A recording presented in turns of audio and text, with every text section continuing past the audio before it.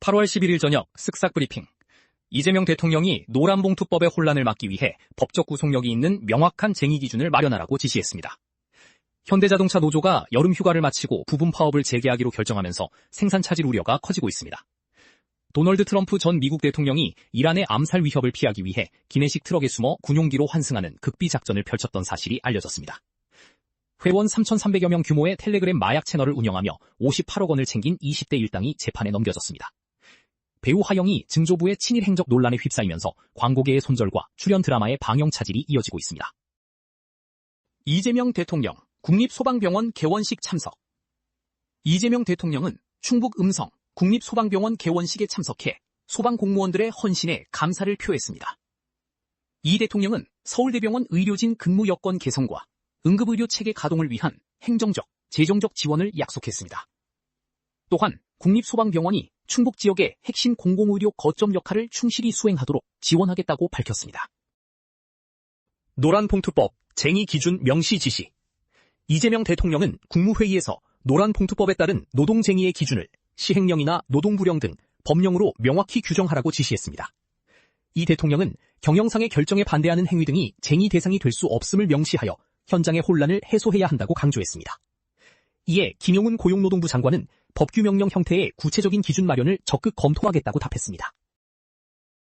정동영 장관, 북한 인권 행보 비판.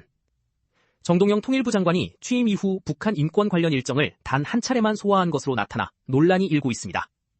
안철수 국민의힘 의원은 정 장관이 북한 인권 문제를 소홀히 다루며 통일부의 존재 가치를 부정하고 있다고 강하게 비판했습니다.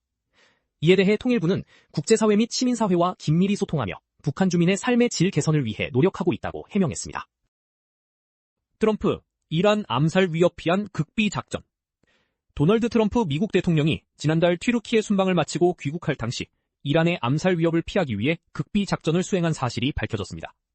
트럼프 대통령은 구형 에어포스원을 미끼로 세워둔 채 기내식 트럭에 숨어 C-32A 수송기로 몰래 환승했습니다. 당시 백악관은 보안을 위해 동행한 취재진의 창문 가리개를 내리게 하는 등 철저한 보안 통제를 실시했습니다. 현대차 노조 부분 파업 재개 결정. 현대자동차 노동조합이 여름 휴가를 마치고 오는 12일부터 투쟁 수위를 높여 부분 파업을 재개하기로 했습니다. 사측은 과거 장기 파업으로 인한 실적 악화와 직원 개개인의 임금 및 퇴직금 손실 분석 자료를 공개하며 노조의 결단을 촉구했습니다. 노사는 기본급 인상과 성과급 지급 등 주요 쟁점을 두고 여전히 팽팽한 입장 차이를 보이고 있습니다. 북미 상장사 코스닥 2차 상장 추진. 나스닥과 토론토 증권거래소에 상장된 시가총액 1조 원 규모의 ESS 기업 등 북미 기업들이 코스닥 2차 상장을 추진하고 있습니다. 신한투자증권 등 국내 증권사와 한국거래소가 이들 기업의 주식 예탁증서 발행 형식 상장을 적극 검토 중입니다. 이번 2차 상장이 실현되면 코스닥 시장의 글로벌 신뢰도와 자금 조달 가치가 크게 높아질 것으로 기대됩니다. 정유사 상반기 호실적에도 하반기 우려. 국내 정유 4사는 이란 전쟁으로 인한 정제 마진 강세 등에 힘입어 올해 상반기 합산 영업이익 14조 원을 돌파했습니다. 그러나 하반기에는 유가 하락에 따른 재고 손실 우려와 지정학적 리스크 해소로 인한 실적 변동성 우려가 커지고 있습니다. 또한 원거리 원유 도입에 따른 물류비 증가와 기술적 부담도 정유업계의 부담으로 작용하고 있습니다. 홈플러스 재개장 및 대규모 할인전.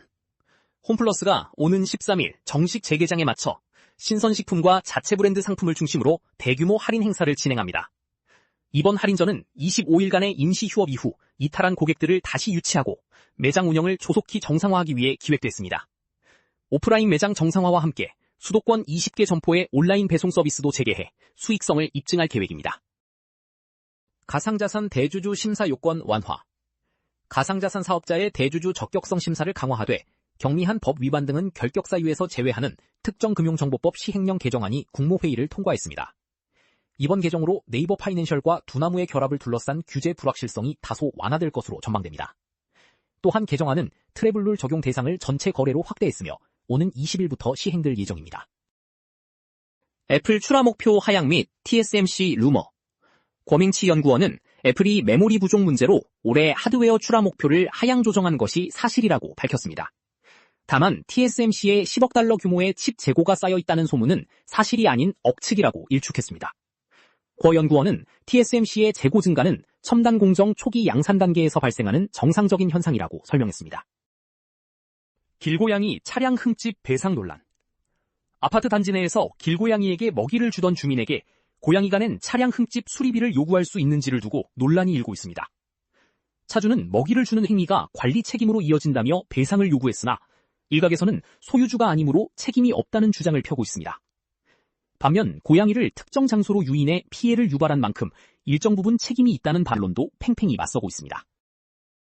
텔레그램 마약방 운영 20대 기소. 회원 3,300여 명이 가입한 텔레그램 마약 판매 채널 마석도를 운영하며 58억 원의 대금을 챙긴 20대 총책과 관리책이 재판에 넘겨졌습니다. 이들은 전국에 배달책을 두고 마약 공급, 홍보, 자금 세탁 등을 분담하는 체계적인 범죄 집단을 조직해 활동해왔습니다. 검찰은 이들을 범죄 집단 조직 혐의로 추가 기소하고 범죄 수익에 대한 추징 보전과 환수 절차를 밟고 있습니다.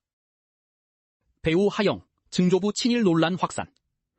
배우 하영이 방송에서 가문을 언급한 이후 증조부 안상호의 친일 행적 의혹이 불거졌습니다. 소속사는 당초 사실 무근이라 반박했으나 친일단체 대정친목회 평의원 명단 등재 기록을 확인하고 공식 사과했습니다. 이로 인해 삼성전자 등 광고계의 손절이 시작되었고 하영이 주연을 맡은 SBS 드라마 승산 있습니다 측도 추이를 지켜보고 있습니다. 차인표, 데뷔 33년 만에 첫 연극 도전. 배우 차인표가 연극 죽은 시인의 사회를 통해 데뷔 33년 만에 처음으로 연극 무대에 도전했습니다. 차인표는 아내 신혜라의 적극적인 권유와 응원 덕분에 새로운 도전에 나설 용기를 얻었다고 밝혔습니다. 이번 연극은 동명 영화의 극본을 원작으로 한 국내 초연으로 오는 9월 13일까지 공연됩니다. 차은우, 장태유 감독 신작 검토 중. 가수 겸 배우 차은우가 장태유 감독의 신작 드라마 서라벌 나이프 출연을 검토하고 있는 것으로 알려졌습니다. 소속사 판타지오는 해당 작품이 폭군의 셰프2는 아니라고 선을 그으며 출연을 검토 중인 작품 중 하나라고 밝혔습니다. 한편 차은우는 최근 소득세 추징 처분에 불복해 조세 심판을 청구한 상태입니다. 더 많은 정보는 쓱상뉴스 앱에서 확인해주세요.